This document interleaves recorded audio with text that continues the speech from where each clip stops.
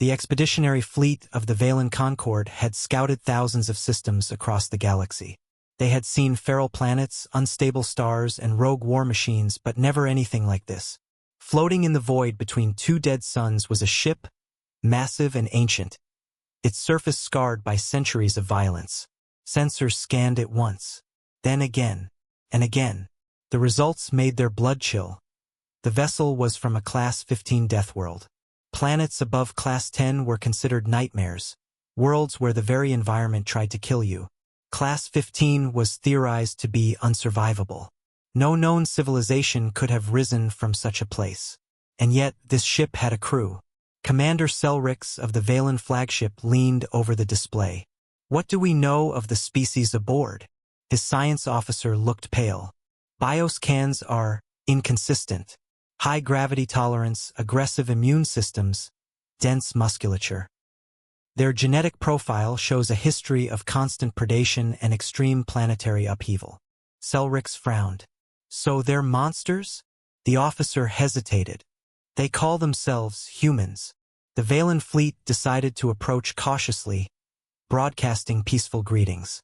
The response came not in words, but in a direct, unencrypted signal. "We were wondering when someone would notice us."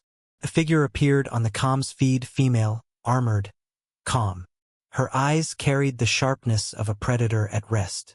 "This is Captain Aaron Vale of the UNS Goliath," she said. "State your intent."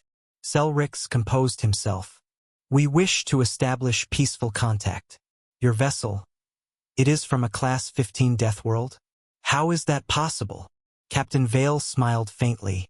"We don't really think of it that way. Earth made us what we are. Tough world, tougher people." "And you survived?" She leaned back in her chair. "We thrived." The Valens studied the ship more closely now.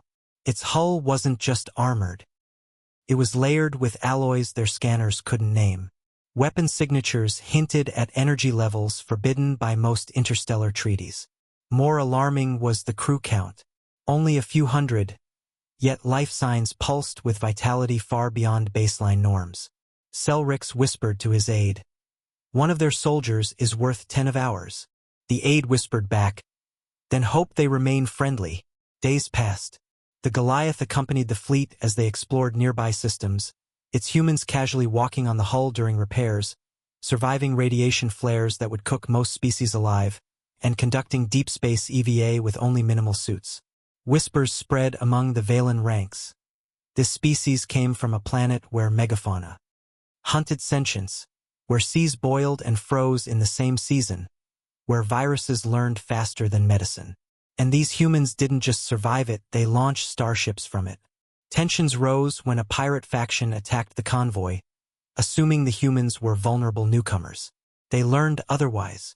The Goliath turned its weapons on the raiders with terrifying precision. Kinetic rods pierced shields like glass, and a wave of drones dismantled the pirate flagship in minutes. The Valens barely fired a shot before the fight was over. The message was clear. These Deathworlders were predators among the stars. After the battle, Selrix opened a private channel. "Captain Vale, the galaxy is unprepared for your kind." Vale's expression softened slightly. "That's what they said when we left Earth. But we didn't come to conquer, we came to explore, trade, maybe help." Selrix studied her, then the ship looming in his viewport. "And if someone tries to take what is yours?" The captain's faint smile returned, colder this time. "Then we remind them why our planet was called a death world." News of the encounter spread quickly. Some governments called for diplomacy. Others called for preemptive strikes. But none could ignore the truth. A ship from a Class 15 Deathworld was out here, and its crew already bore the name that would echo across the stars: humanity.